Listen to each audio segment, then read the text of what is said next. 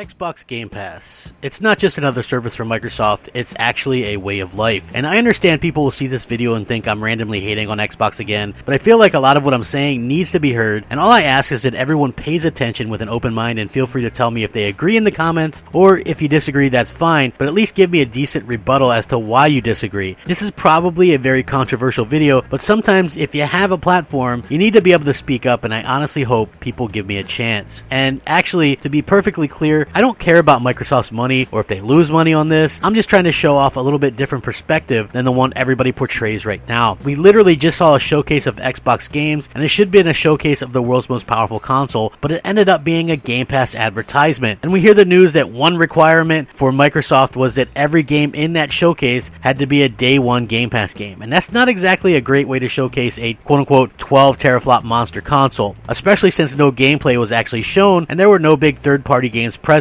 So think about that. Any event possibly that Microsoft holds in the future, E3, is that only going to be games that are day-and-date Game Pass games? Because if so, that's really going to leave a lot of big third parties out in the cold and could send some of them over to the PlayStation side. Now, it's actually gotten to the point where you literally can't say anything negative about Game Pass. You have to first say it's a value or it's quote-unquote great. But let's take a look at some of the more troubling issues surrounding Game Pass. First of all, if you're a console fan, you should be a bit worried because Microsoft is actually flaunting the end of the need of their console right in your face. It's quite clear they want to be an app at some point down the line. They don't want to make hardware, and they want people to actually get used to not owning their games or even be able to play their games offline. Sure, it's an option at this particular time, but is there anyone who believes Microsoft's endgame isn't Game Pass as an app on everything via xCloud sometime, someday, somehow, somewhere, right? Didn't Xbox say they learned from 2013 about how people want the ability to play games offline, as well as the ability to share games, trade games with others, and even buy used games? Yet here we are with an even stricter version of all those things with xCloud, Game Pass, and these types of things.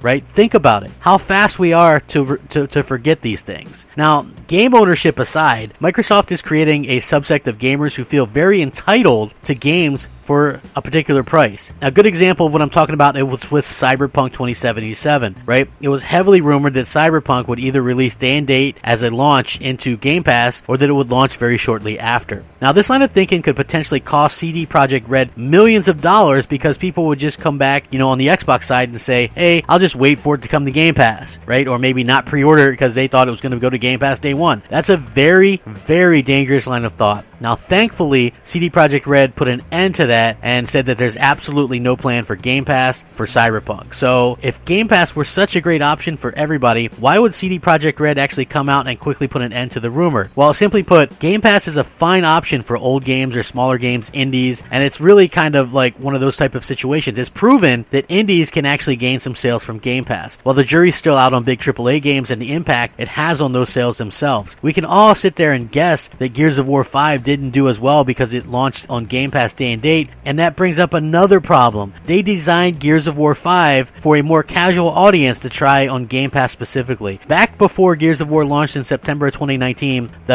he's the former head now of the Coalition, Rod Ferguson, had some very interesting things to say about Gears 5 going into Game Pass day and date. And this is what he had to say. He said, we had to go in with this idea of how do we make this, even though it's got a 5 on the end of the title, how do we make this the most approachable Gears of War ever? It's not necessarily just going to be hardcore third-person shooter types. It's going to be people who are puzzle gamers or people who are RPG players and what have you. So he's basically saying they dumbed down one of the most hardcore video games of all time so that new players aren't overwhelmed, which I think is a very bad thing.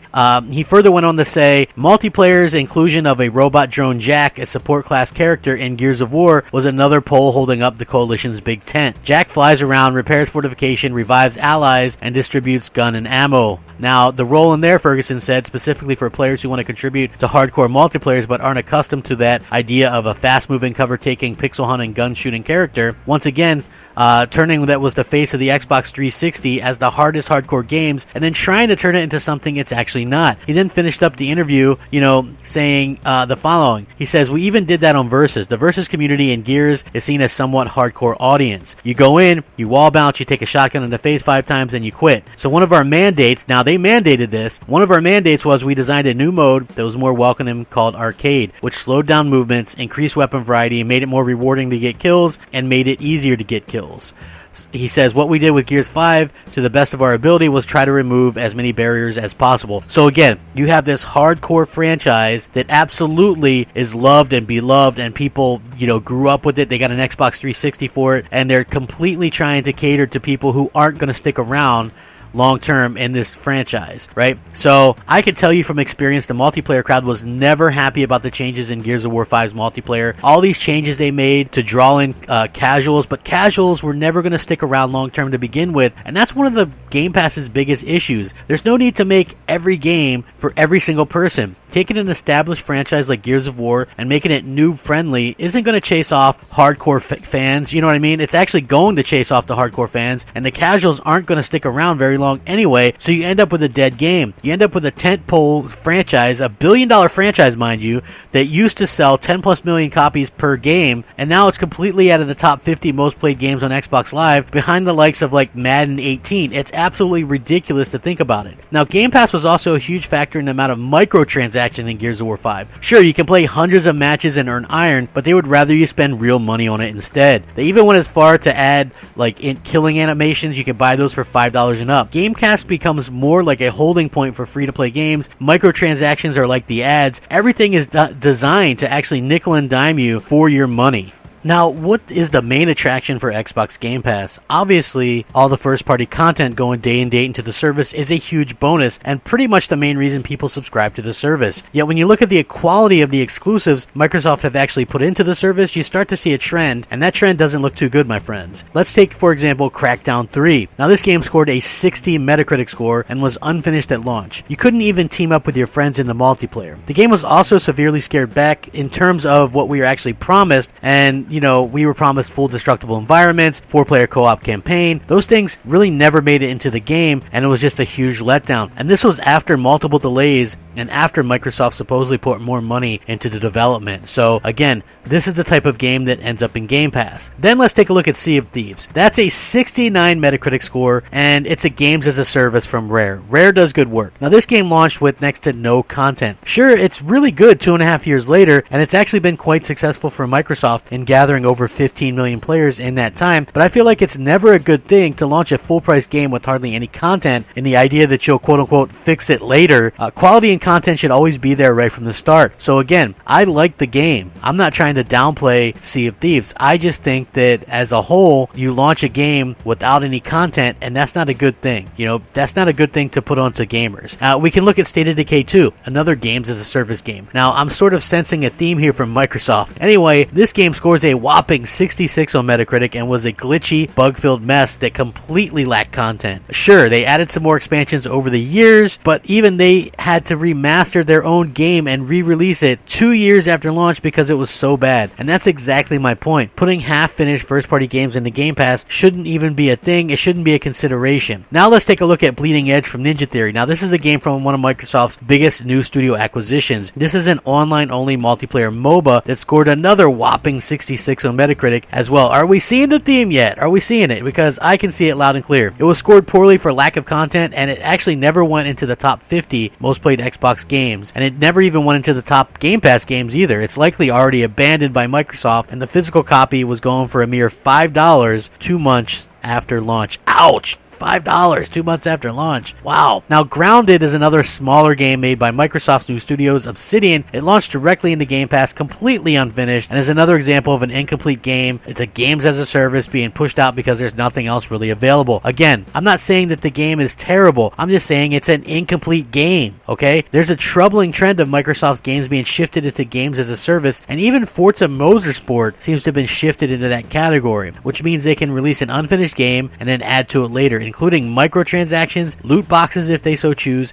Now, let's talk about Halo Infinite, because they've confirmed that, some sort of cosmetic boxes are going to be in there as well. And while these things are optional, quote unquote, again, as they say, it's kind of petty, honestly, that $1 trillion company is even offering such a thing. Imagine, again, if Netflix charged extra for extended cuts or extra content behind a paywall. People would be livid. You wouldn't accept it. You just wouldn't accept it. Now, the next big AAA release from Microsoft into Game Pass is Halo Infinite, which will come 14 months after Gears of War 5 was released. Think about that. 14 months! Over a year! That means Microsoft has made people wait over a year for another AAA exclusive from them. Now, let's go back to Netflix. Imagine if Netflix made their customers wait over a year for new content. And after Halo Infinite, when is the next AAA exclusive releasing, and what game is it? Think about it. Everwild is in super early pre-production, and Rare has even said they don't even know what the gameplay is yet. Avowed showed some CGI trailer, but it looks like it'll be 2023 before release. Forza Motorsport, they said, was in early production as well, so that might be 2023 before it releases. Hellblade 2 is in early production. They're still scouting locations, and we've seen zero actual gameplay from it. So we'll likely see Halo Infinite in November 2020, and then not another AAA from Microsoft until November 2022 or later, most likely into 2023. Sure, there's going to be AA releases, indie releases, and multi-plat releases, but this isn't a great way to treat people who subscribe to Game Pass or who want to buy your new console. Now let's get back to my point about unfinished games. Halo Infinite is now a games as a service, meaning they launch it likely unfinished and then add content to it later through the years. That's Microsoft's own words, as Halo Infinite is now a quote-unquote platform. It's already confirmed to be launching without ray tracing, which was the next gen feature that it was supposed to feature to begin with. Doesn't make sense.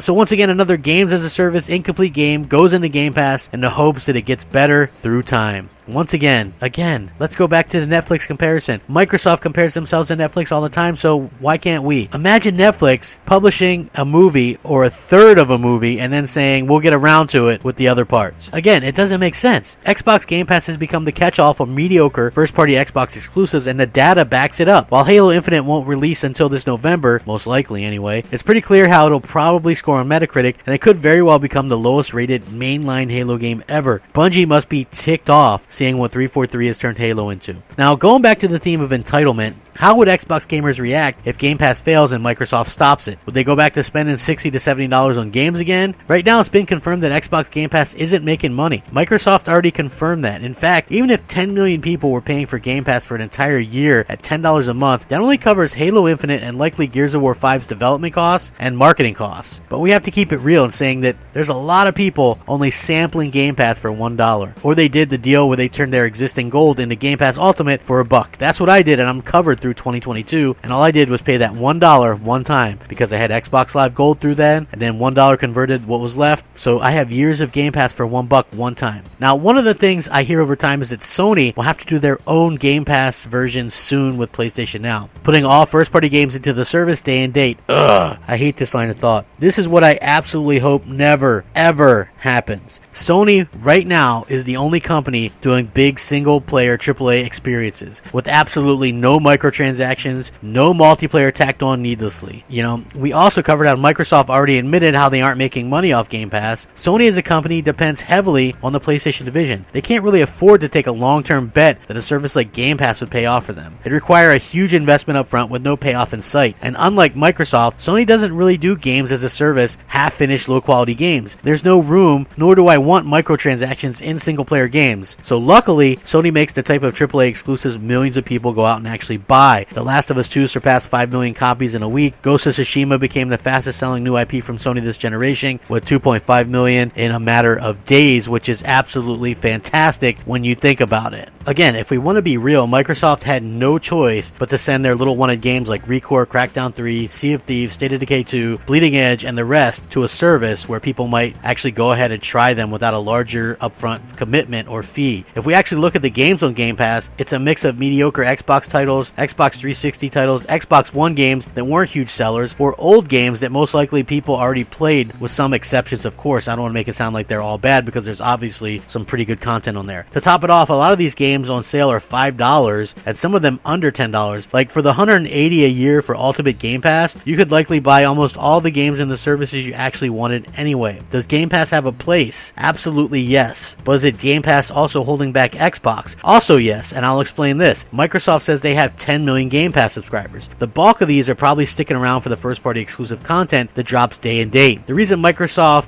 ended Generations in the first place is because if they suddenly say to their 10 million subscribers that they absolutely need to buy a new console to enjoy a new batch of Xbox exclusives, how many of those subscribers are going to stick around? Probably less than half. Now, asking people who pay a subscription to upgrade and spend $40 $400 to $500 just to play the new games is a bit much. And so in this way, it's holding back all Xbox exclusives for years to come, as well as holding back the Xbox Series X in the process. They don't want to do that. They don't want to lose those Game Pass subscribers. Now, Game Pass was born out of a necessity. Xbox games weren't selling, and even putting them on PC day and date weren't pushing enough numbers. Microsoft knows Xbox cannot compete with PlayStation head-to-head, so they concoct these weird scenarios where they believe they can reach quote-unquote 2 billion gamers, even though that number is absolutely ridiculous and will never be reached. I'm sure it does sound good to investors though. Now, I'll leave you all with this question. Would you rather pay $180 a year for mediocre and unfinished games in a service, or would you rather Microsoft Studios deliver high-quality Game of the Year exclusives with no microtransactions that you have to buy individually? Think about it. Let me know. Thank you for spending time watching one of my videos. Have a fantastic day. Rack 'em up and game on. Crapgamer out. Unscripted.